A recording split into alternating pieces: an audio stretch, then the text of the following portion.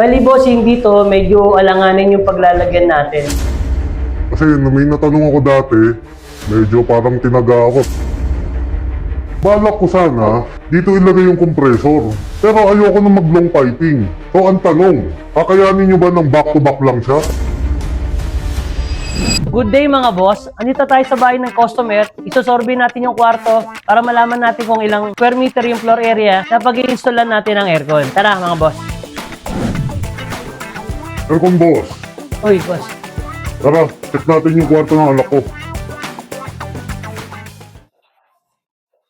Itong kwarto ng anak ko, actually sinukat na to yung floor area niya So pagkakasukat nila, 14 square meter. Kasambala ko, dito sana ilagay yung indoor unit. So, sa tingin mo, okay na ang 1 horsepower para dito? Wait boss, check natin. Sukatin natin para malaman natin yung pinaka-floor area. Kung tama yung 1 horsepower o kailangan natin mag-adjust ng highest capacity. Okay, sige.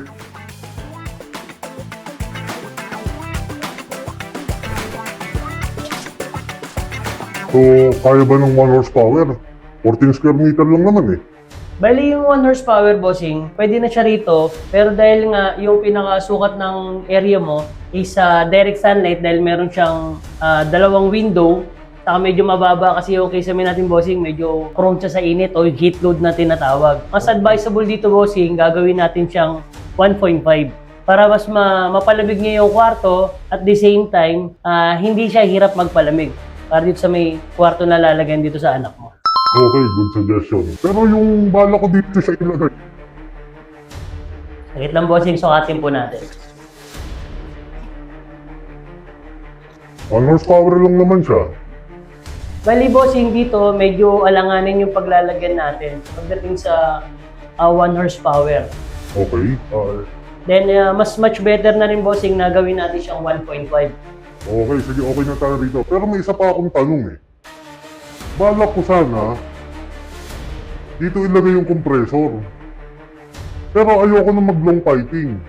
So ang tanong, kakayanin nyo ba ng back-to-back lang siya para makuha na rin standard na 10 feet? Wait lang bossing, tingnan natin.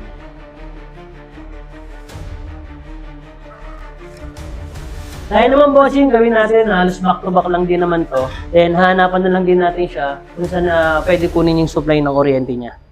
Okay, that's good. Kasi may natanong ako dati, medyo parang tinaga ako. Pero gusto ko yung suggestion nyo. Gusto ko yun. Okay sa akin yun. Bali bossing, bali recap lang natin. Bali yung pinaka-final order niyo bossing is 1.5 horsepower na hindi na po 1 horsepower. Okay? Then yung magiging pinaka-location niya, yung pinaka-paglalagay natin ng indoor, dito na. Ayan, sakto na siya dito. Then yung pinaka-outdoor unit niya bossing, dito na sa may kabilang side. Para accessible at the same time, mabilis siya i-service if ever mag-cleaning or magto-troubleshoot tayo, accessible siya. Okay, that's good. Salamat, bossing. Kaya kung naghahanap kayo ng aircon, mga boss, pwede kayong magpa-survey. Same-day delivery and installation tayo, mga boss. Kaya message lang kayo sa aming Facebook page at si Aircon Boss na ang bahala sa inyo.